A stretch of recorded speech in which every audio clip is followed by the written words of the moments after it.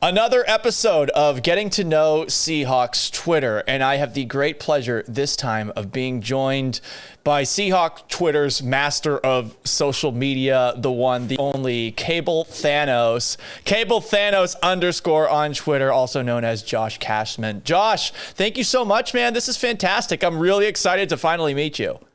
No problem, dude. Thanks for having me. It's going to be cool. What's it been like, the process of you starting on social media, putting together these awesome videos, and now all of a sudden you find yourself working for the quarterback of your favorite team? Well, it sounds crazy when you say it. It still sounds crazy now. I still don't really believe that it's real.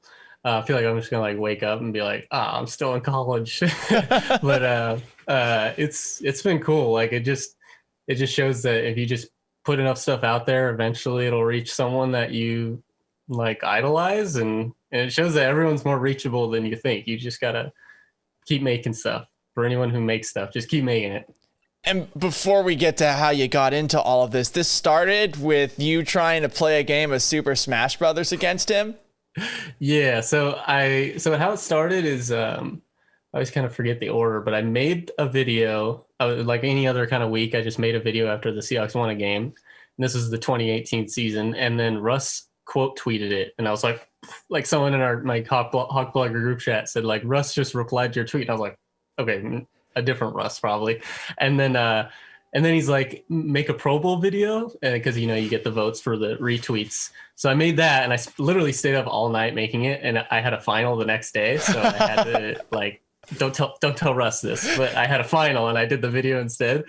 And then he liked the video, and then he made and then I said as a joke, because we're cool now, because he replied to my tweet. I said, do you want to play Smash Bros? Just as a joke.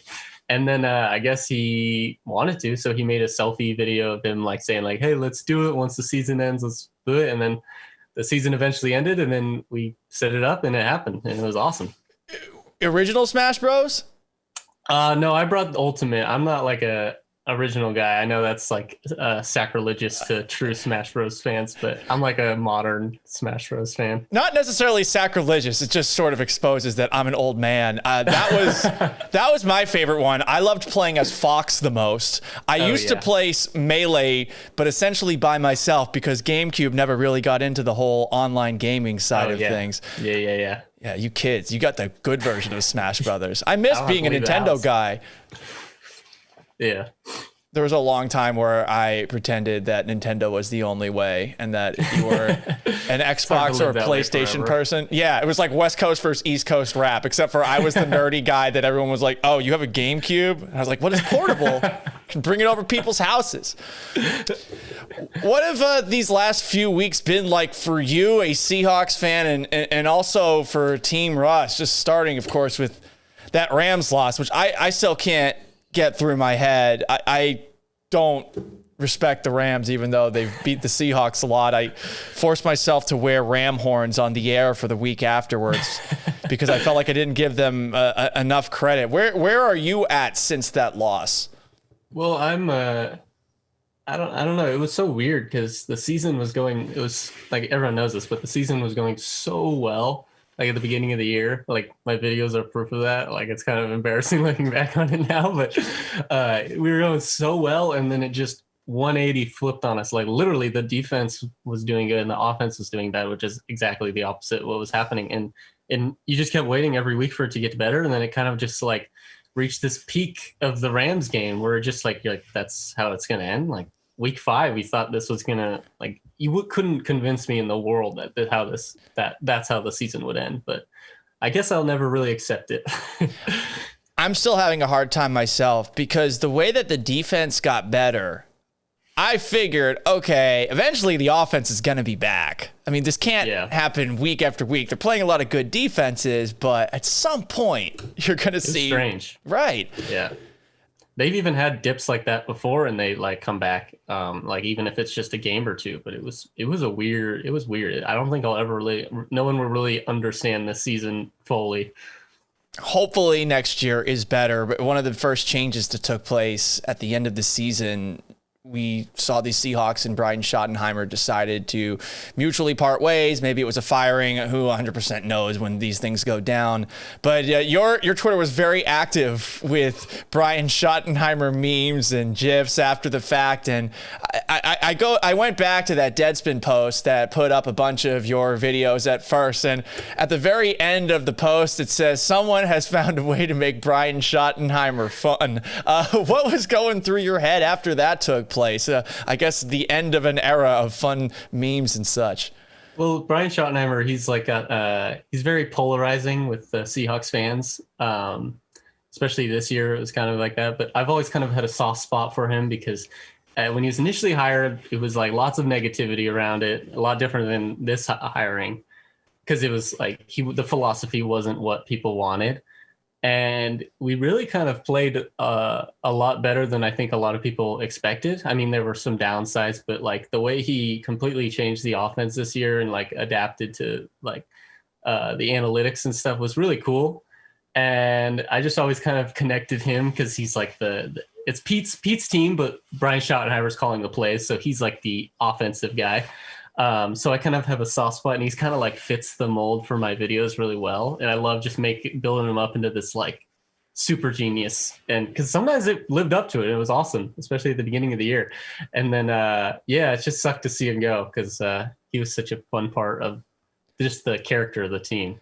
It's one of those things where I don't think Schottenheimer was bad as an offensive coordinator, but it also felt like there needed to be some sort of change made. And sometimes I guess you need to have that sacrificial lamb. I got to be honest, I'm pretty excited about Shane Waldron. Maybe it's a little late to go to the Rams tree and try to find the next junior Sean McVay, because a lot of teams tried to do that with Matt LaFleur and with Zach Taylor. But how are you feeling about the hiring of the offensive coordinator? Well, I say I didn't expect Shoddy to get fired, so it was kind of weird we're in this situation. But I'm excited. I don't really have any reason to not get excited.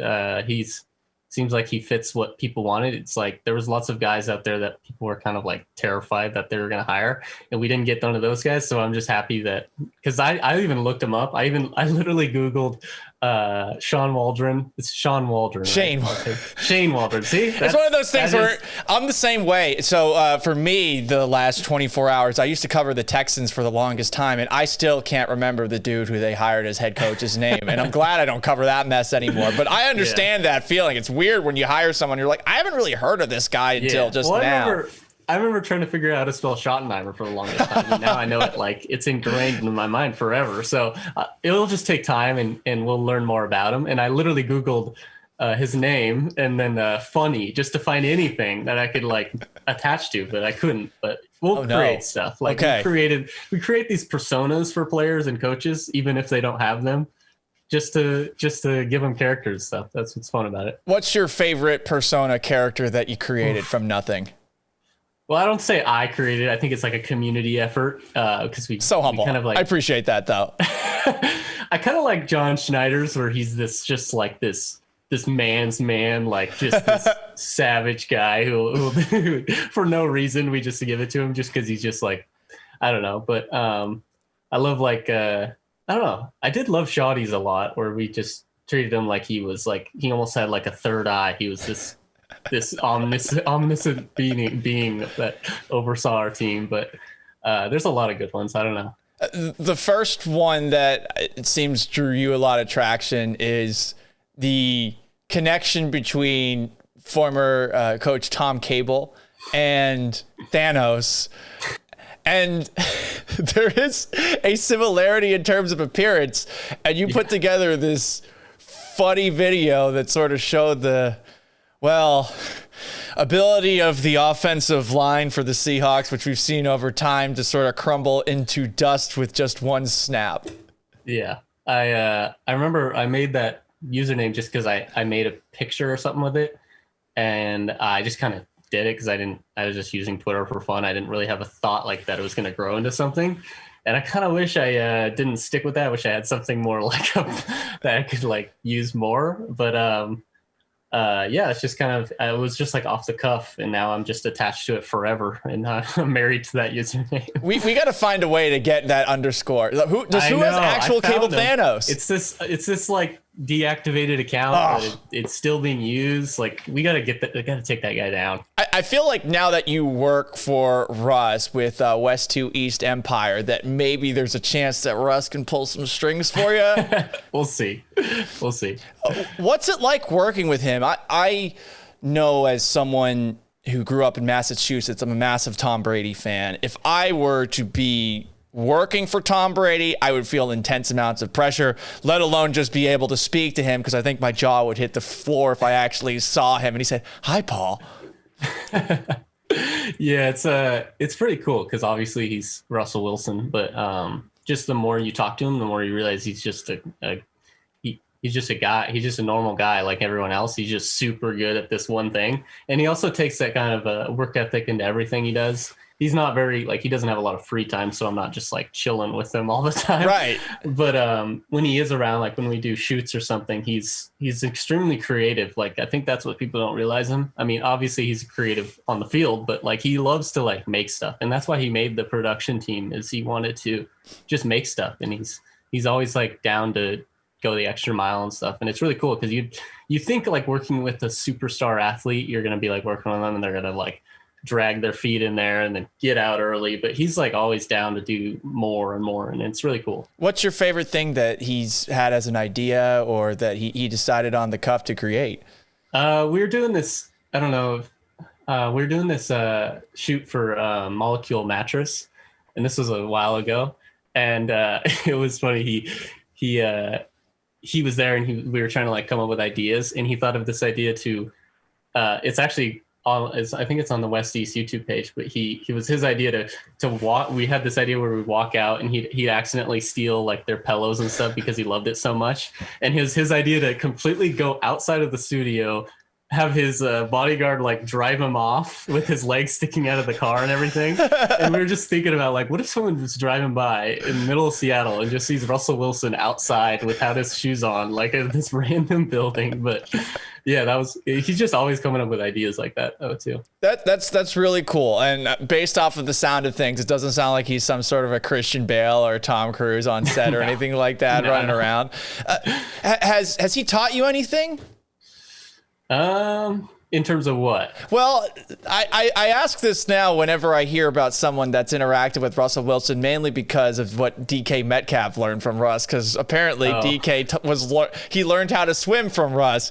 It's funny when we interviewed DK about it and we asked, "Hey DK, do you think you'd want to learn anything else from Russ?" Because I guess Russ is very detailed as a teacher, and DK was like, next question. He hasn't taught me anything, but he just lead by example, though. It's like that's in a way he's taught me stuff like that. I love the videos that you create, and I feel like they're a combination of NFL films, which I grew up watching. Of course, you get some NFL video out there, but it's like it married nerd culture and had a baby wearing sunglasses, and I want to be able to picture some of the things that you can actually put into action on the internet.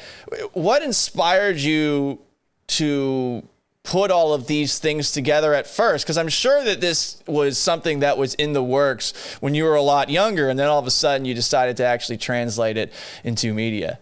That's a good question. I think it probably stems back, because I didn't really watch something and be like, oh, I should make that for a vlog. It's just kind of like based on stuff I've watched in the past, but I think it stems from like YouTube videos from like gaming stuff, like, because gaming kind of culture, like Smash Bros culture, is like very wacky, and like they'll edit stuff like crazy, and they'll go over the top and stuff just to edit these simple videos.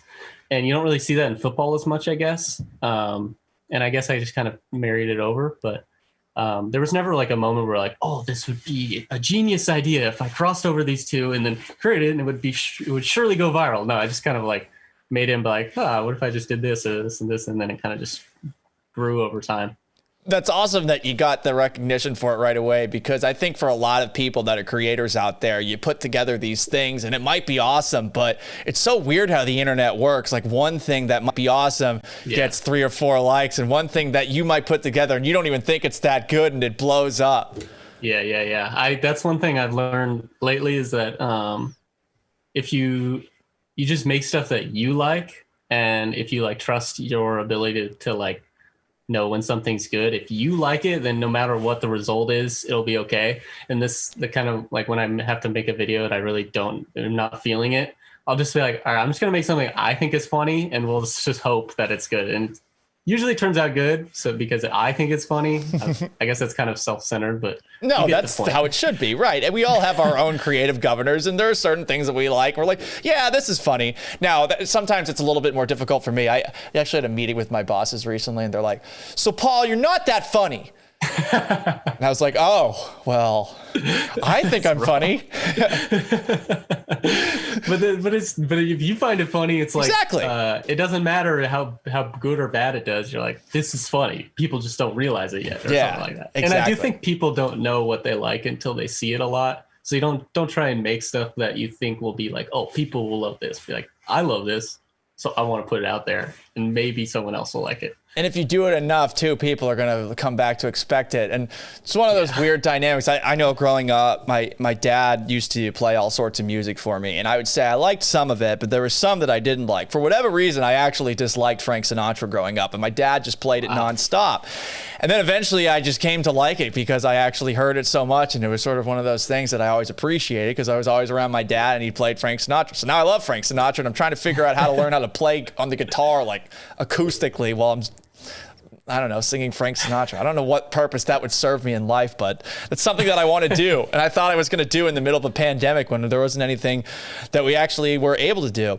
You mentioned video games. So Super Smash Brothers, the real one, the new one, is one of the games that you're into. What other games are you into? And are there other games that aren't Call of Duty, Modern Warfare, and Warzone that I should perhaps be checking out these days, seeing as there's, nothing to do? I kind of like by association got labeled as like someone who's got a vast knowledge of video games and all the history, but I really only play like 3 games ever. Okay. And it's I've been pretty much my whole life been like Call of Duty. I mean, not Call, NBA 2K and Madden. And then like every season just switch over. And then like I would play Halo when I was in like high school and stuff, but it's been pretty much exclusively 2K Madden swapping every year for like my whole life. And I know that's not like what it seems like because I have so many like video game references and stuff, but I guess I just guess I'm a poser. I don't know if that's a poser. So do you watch people's Twitch streams of video games? Is that something that's helped you out? That's one of the things that I'm learning over time. I used to, with my old co-host in Houston, Josh Beard, who is big into video games. He told me, no, man, you just have to watch people play video games. And I always said, but I want to play them. Oh, yeah. Yeah, I've never been into the Twitch streaming, watching people play. Exactly. I'm like, I just want to play. I'm one of those people who love the team games where you play with your friends. I've never been into like solo playing games for whatever reason. I don't know why. I'll just watch a movie if I wanted to. But yeah, I love the team aspect of games. So I don't know. I guess that plays into a factor of why I don't watch Twitch streams very much. I loved hearing you say Halo. That game I played way too much growing up. Oh my gosh. I wasted half my life playing that game. The worst is too that now with video games becoming such a thing, that Halo was sort of ahead of the curve before it became into this thing that you could actually make money off of. I think a lot of us think back in time, back in the day, I could have been a Halo great, but there wasn't a means to. Yeah. What was your favorite weapon? Ooh, that's a tough one. I like the sniper. I'm always a sniper guy. That's energy sword. Can't go wrong. Or just sword. The battle rifle. That's a staple. Did you ever noob combo? We're talking a little Halo 2 action. You get the plasma pistol, you supercharge it, then you switch to the battle rifle. And punch. Oh yeah. Yeah. People hated that. I love that thing. All right. What TV shows and movies and video games do you pull the majority of your references from when you're putting these things together? Do you have like a pool? Is there a general when in doubt, break open this glass of these are some of my favorite things and I like to pull from them? I try and like think of like a like the story that's being told for the Seahawks. Like, I don't know, it depends on the player or the coach or whatever. But like I'll think of a movie that has that kind of same tone that I want to bring, like the Seahawks are coming back from the off season or something like that. So I want to have something where like someone's coming out with like a huge beard and like they're returning or something like that. And honestly, a lot of the references I've made are of movies I haven't even watched or I just know the plot line of, and I'll just watch YouTube like compilations of like iconic scenes and stuff. I know people probably don't want to hear that, but it's just I'm it's impressed. The quickest way to find the perfect scene. If you're able to make references of things that you haven't actually seen and successfully pull them off, that's pretty cool. I got in trouble a lot because there have been a couple of times on my radio show where I've been trying to make a reference and then I realize halfway through, oh wait, I haven't seen that, but I think this is what the reference is. And then Danny's like, Paul, stop, just move on. Like I always get asked, what do you think of Mandalorian? Because I made like a Baby Yoda Russ thing, and I've watched like 5 minutes of the whole thing. What? Are you a Star Wars fan? Yeah, I just I haven't gotten around to watching it. I also don't have the streaming service, so that's probably why. All right, we gotta change that. I'm telling you what. If you've watched the Star Wars movies, and I'm not making any spoilers here, but the end of this past season of The Mandalorian is probably the best Star Wars moment since the original movies. So if that's not enough of a sell. I saw people hyping it up on Twitter, so I'm like, I know I'm missing out, because I was on Twitter when people were watching Game of Thrones, back when it was like in its prime, and then I didn't watch it, and I felt so left out, and then I watched it twice over quarantine the whole way through. Yeah. Because I'm like, why didn't I just watch it when it was the thing? And I'm probably going to do the same thing with The Mandalorian, but hey, it is what it is. I used to stay off Twitter entirely until I had watched Game of Thrones, even if it meant that I would miss weighing in on some sort of important sports event, because I was like, you know what? Priorities, my job, or enjoying Game of Thrones, which I consider to be like sports. Oh my gosh. I watched those. That's like the one show I've ever watched more intensely than like a Seahawk game. Like Seahawk games, yes, every moment is like big. I was more into like some episodes of Game of Thrones than big Seahawk moments, which is unusual for me. I felt the same way at times. There are some episodes of that show, and of course, the last season was not that good. Yeah, but we don't need to talk about that, right? But the seasons leading up to it, there are some moments, and I felt some of the exact same emotions that I feel watching sports. I'm glad somebody else felt that way. That's one of the reasons I love that show so much, and why I watched it through like 6 times. There are certain moments in that show where you're like, you don't know what's going to happen, and then something happens, and it can either be something you really love, or it's just so much of a gut punch, and sports are the only thing that can deliver the same kind of thing. Yeah. It's the one show where I feel the same way. It's like you're like on, like I watched one of the I think it was the one where they're fighting on the wall in the early seasons. Season 4. And I was on the edge of my seat, like I didn't leave that edge like the whole time. It was insane. It was like I was watching like a fourth quarter of a close Seahawks game. The Battle of the Bastards episode, my friends actually dragged me out because I wanted to watch it live because Game 7 of the finals between the Warriors and the Cavs was taking place. And I wanted to watch Game of Thrones instead. And they were like, no, Paul, you have to watch this and then you can get back to it. And I did. Give you the suffocating feeling too. Right. And I mean, the both of them, I mean, it was a great back-to-back day. That day was. Oh my God, what a day that would have been. Oh, jeez. I like how you put these videos together of everyone who has counted the Seahawks out. And I'm sure that Russ might take a gander at it, or some of the Seahawks players, and it provides a little extra motivation. Over the past year, who was counting out the Seahawks the most? This one's super easy. So I'm like, I'll go through YouTube and I'll type in Seahawks. Like I'll do keywords like Seahawks bad or something like that. Like find a key YouTube video, and I'll usually find like the main ESPN or like big channels, because they usually have the highest quality. And then they'll have like, a lot of them will be like, they'll say some like super like definitive statement, like for some reason, but it's always Marcellus Wiley. He always says the like it's getting to the point where I'm like, this guy like does he have like some vendetta against us? Like I'm like, I don't really care when people are just like say something negative, but like he's like for like 3 years now he's been like straight like they're bad. So I'm sure this year has been pretty good for him. You are 100% right. That actually reminds me, earlier this year when Russ was playing the way that he was playing, Marcellus went on tangent, and it was essentially Russ plays awesome in the first half of the season, and then he has the slump in the second half. And I remember hearing him say that, and I remember saying on the air, oh, he's full of it. And then, of course, the season happened the way that it did, and I was like, damn it. I don't want him to be right. No. It's not that is definitely not fun. Yeah. I'm going to list a bunch of Seahawks coaches and players. So let's do this rapid fire. And you have to say the first pop culture thing that comes to your mind. Can I just say like a thing? Because sometimes there isn't like a pop culture reference. Okay. But then there's like something that I can think of instantly. Okay. How about yeah? You say a thing, and then we can elaborate on it first. Let's start with the big boss himself, Pete Carroll. Waffles. Waffles.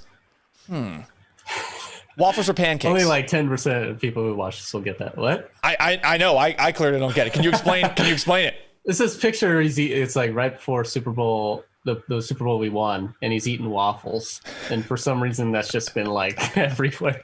And I think of waffles every time I think of Pete Carroll for some reason now. That's interesting. Are you a pancake or a waffle guy? Waffle probably, but I'll dabble in some pancakes every now and then. I wish I had a waffle maker. I mean, they're pretty much the same thing, but there's pancakes is just lazy waffles. That's very accurate. We talked about him a little bit earlier. Number 2, first thing that comes to your mind, John Schneider. There's a couple things that come to mind. I think think of like a Middle Earth kind of like like a wizard kind of character, like a mixture between a wizard and like a orc kind of guy. Like, oh wow, I don't know. Okay, like a big bearded kind of fella. Okay, so perhaps and we're not disparaging short people here. Perhaps a dwarf, like a dwarf wizard. Yeah, yeah. Okay, I could see that. That picture of him, and I'm not sure if he enjoys this one, but the picture of him shirtless in the locker room is still one of the funniest things I can remember. Yeah, oh yeah. That's partially what's created this persona for him. He's man. He's got this like FU attitude where he's just like, he'll punch you in the face if he needs to, you know. I like that the Seahawks aren't afraid to take their shirts off. It's not just DK Metcalf. I know. It's awesome. It's Pete Carroll, John Schneider. Yeah, it's just a bunch of bros being bros. Yeah, nothing wrong with that. The guy you work for, Russell Wilson, first thing that comes to mind. And imagine there are so many things that could be first that comes to mind for that. Oof, choose wisely. I always think of just things that people like attached to them. So like I think of short, but that's so bad. I don't want to think of that, but it's just because what people have like pushed. It's almost like I think of that because he's done so well. It's almost funny that people use that as like a reason why he's not going to be good. Like there's been almost no instance that him being short has like been an issue, and it's ridiculous it was ever been thought. It's incredible what he and Drew Brees have done for quarterbacks, because there was such this long-standing idea, and you see John Elway still believes it, and it's a good thing he's probably stepping down from the Broncos. Like this idea that the quarterback needs to be 6'5", maybe even 6'8". And it's funny. I mean, I remember when the Texans signed Brock Osweiler, and everyone, and it's weird watching the tallest quarterbacks, I feel like, have real issues when it comes to being good. But I've seen some small guys like Case Keenum too. Small guys can do it in this league, and it's great to see that Russ has sort of been a part of that changing perspective. I wonder if Kyler would have ever gone first if Russ was never as good as he was. And it's so incredible that Kyler Murray even decided to pick football. I always thought, listen, football, if you're going to be a first-round quarterback, you got to go the football route. But there are a lot of people, and I think this is partly due to some of the people that cover baseball are a tad insufferable, as you've seen maybe over the last couple of days with the Hall of Fame voting. But baseball writers are all like, oh, well, of course he's going to pick baseball and play for the Oakland A's. And it's like the Oakland A's have poop in their dugouts. So I don't know if he's going to pick that one. DK Metcalf, first thing that comes to mind. Ugh, abs, I guess. Yeah. I miss having abs. And I don't even think I ever really had abs. I was going to say, wow, you had abs. Right. I think everyone thought they did. Yeah. Well, maybe when I was just a boy. Jamal Adams, first thing that comes to mind. Definitely cigars. I can't stop thinking of cigars, and I think Jamal. I was so annoyed that the Rams started talking trash after that. And I also kind of got annoyed at the Seahawks for talking trash after the Rams lost in the playoffs about that whole it was kind of weird. It's like, we just lost to them, like a spank by him. But I guess it was mainly the defensive guys who played well. But I was happy for him in that moment. It must have been very great to have been on the Jets, who are so wretched, and to come here and to finally feel that exuberance. And I hope they sign him to an extension. That guy, personality wise, I know some people are like, it's a little much. I don't know. I love it. I love that guy just has this high level of energy all the time. I don't know how he maintains it. He's that Earl Thomas kind of like crazy, kind of like will smack talk you in like his own teammates, and I don't obviously know him, but it feels like he like elevates everyone's kind of attitude and play level just being out there, because he's just so vocal and everything. Definitely. I got that vibe first game against the Falcons. It's just all over the place. I mean, there's no one in the stands. That shouldn't have happened, because it got our expectations so high, because that was like the perfect game. And I was like, he's going to be the MVP after that, because it was just insane, but you can't expect that from anyone. I felt the same way. Then, of course, the weird game happened where Quandre Diggs got ejected, and then he gets thrown in, and he's got to cover Julian Edelman the whole game. And it took him some time, but I mean, the second half of this season, man, he was lights out, and I wonder what he would have been if he was full to go against the Rams. I think he would have been a big help. Bobby Wagner, first thing that comes to mind. Turtle. Yeah. Do you know about the... Explain it to me. I feel like I can see it now that I think about it. It's Teenage Mutant Ninja Turtle, or... Yeah, he's a big Teenage Mutant Ninja Turtle fan. He even had like a turtle backpack that he had for a while that actually got stolen a few years ago. And it was like this big thing that he's like, he got his backpack stolen, I think, if I'm remembering it right. But and now he's like forever associated with TMNT. Okay, good to know. Yeah. Tyler Lockett. Ooh. That's a tough one. There's so many. I don't want to just say like reliable, because that's like the most lame answer, but it's like what he is. He like he doesn't say much. He doesn't like talk, but he just goes out there and even plays hurt all the time, and he still like does so much for us. Yeah, I can't like think of a thing though. I wish I had a thing for him. Two things that I know are reliable, but I agree. I don't know if I want to make this comparison either. Toyota Camrys and my Nissan Sentra. I would just say that those two cars are extremely reliable, and I think that I'll be able to drive them until they got like 300,000 miles on them. I'm sure Tyler would not like to be compared to a Toyota Camry. He's like a fancy Toyota. How about that? Yeah. I mean, and look, he had a great year last year too, and I hope they get a third guy that can help out. With he and DK Metcalf and, of course, Russ. KJ Wright, first thing that comes to mind. Definitely something spider related. I also think he looks like Kobe, so maybe Kobe. He looks like a husky Kobe. A husky Kobe. Okay. Yeah. I could see that. Dwayne Brown.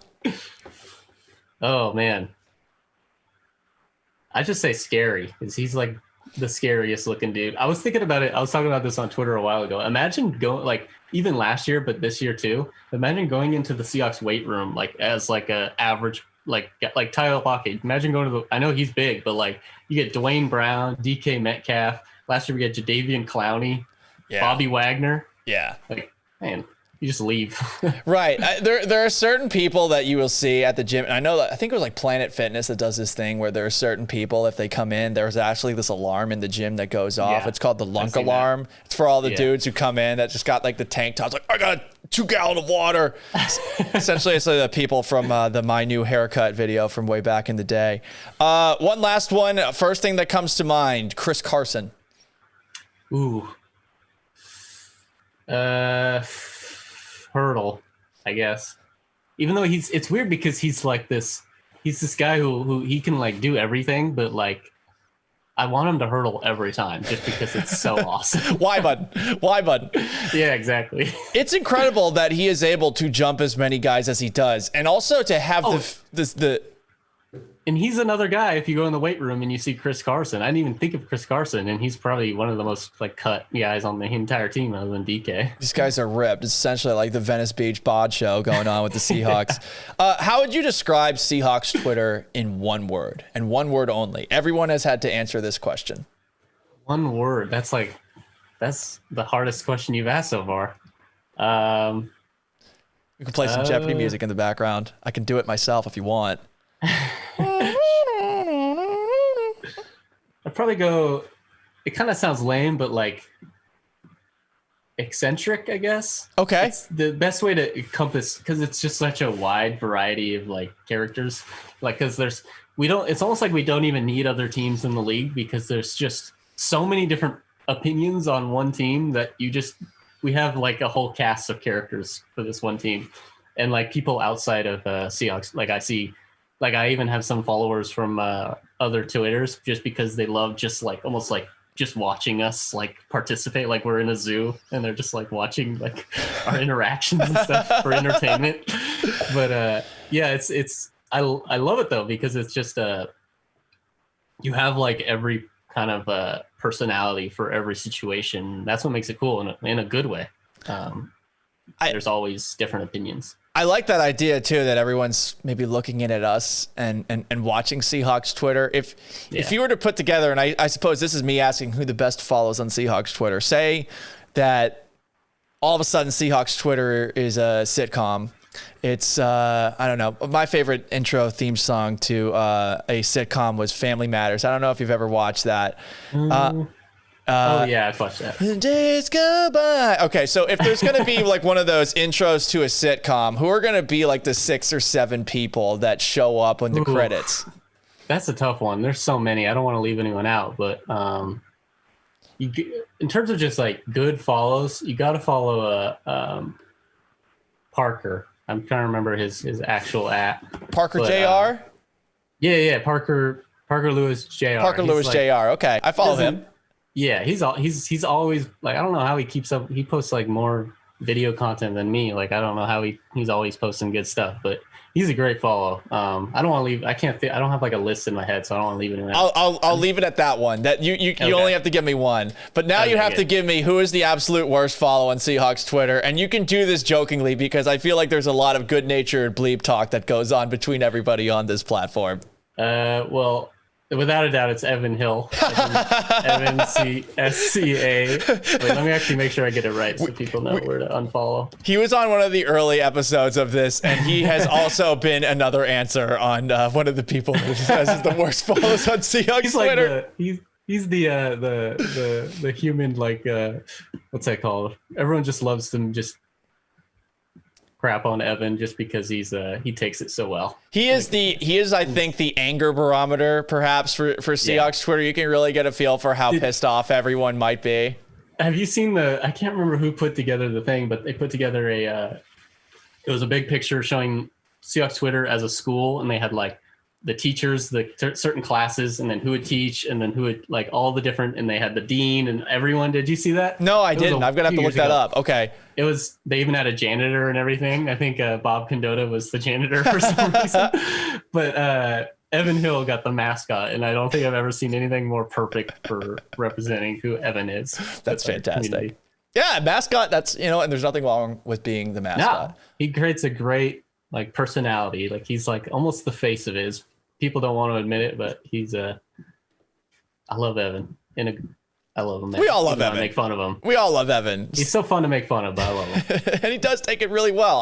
I like that about him. And I'm definitely going to have him on this again because he's got the hottest of takes on Seahawks Twitter. There's no doubt about that. Makes me look awful. Like I don't even need a job. Like I don't deserve a job in sports talk radio. One last thing for you, Josh, and this has been a blast. And this is because Hawk blogger Brian Nemhauser actually asked me a question towards the end. So do you have any questions for me, a representative of the media, and I suppose to be more specific, hot take artists and the way that we go about doing things? I would actually like to know this as someone who you were in Houston for a while. Oh, how many years ago was it last year or the year before that? Wasn't that long ago, man. It was, I came here in October of 2019 and, yeah, so I had one football season and a pandemic and here I am and I'm just looking at the carnage behind me. My God. What was your perception of Seahawks and the community of fans and the team before and then versus after? I'm sure it's changed a lot. This is it's changed a lot. So I for those who don't know, and I'm open about this, I try not to be insufferable about it because I know a lot of us are, but I grew up a Patriots fan. And I remember at first when I saw just the Seahawks as an entity, I liked and disliked them at the same time. The first game that I ever remember, and I was in the NRG Stadium press box getting ready for, I think, what was a Texans-Packers game. This was in 2012, and that was the game where Russell Wilson led the Seahawks back against the Patriots. And I remember thinking in that game, wow, Russell Wilson is awesome, and he's going to be really good someday. And that was the game that everyone says they knew he was franchise quarterback. Right. It was an incredible game. And then afterwards, you have Richard Sherman saying, "You mad, bro?" I was mad, bro, for a little bit of time. But then over time, and during the 49ers Seahawks rivalry, I wasn't really sure which side to pick because I think at times I was like, yeah, I like the 49ers. But then over time, I was like, well, I think I like Richard Sherman, even though he talked trash about Tom Brady. So I didn't really interact a whole lot with the Seahawks Twitter side of things along the way. And then all of a sudden I started like studying up when the Seahawks were in the second Super Bowl and everyone was talking about the 12s and the fans and all of that. And I was like, damn, because it's just not the same in Houston as far as diehard. It's a little different because the original football team moved. But my first impression was that this is just way more intense than a lot of football fan bases, but it's intense in a different way because in some places it's kind of this sort of meathead culture. Where I'm from in the Northeast, I'd say Philadelphia, Boston, New York, they're all generally the same. It's this intense, hey, forget about it kind of style with being a fan and, oh, you're a loser, I'll beat you up, like because of the jersey you're wearing. Here it's different, and I like it. I hate to call it nerdy, but I am a nerd, and there's like an intelligent side that comes with it. And yeah, so it's something I've definitely learned over time. But my first impression of it was that, wow, everyone definitely thinks they're smarter than everybody else. To make a long answer short. He is Cable Thanos _ and make sure you're checking out all the things that he's doing for Russell Wilson and West 2 East Empire. Josh, this was an absolute pleasure. Thank you so much, and I look forward to seeing many, many more videos coming out of your social media account in the coming days and weeks and years. Thank you so much, Paul.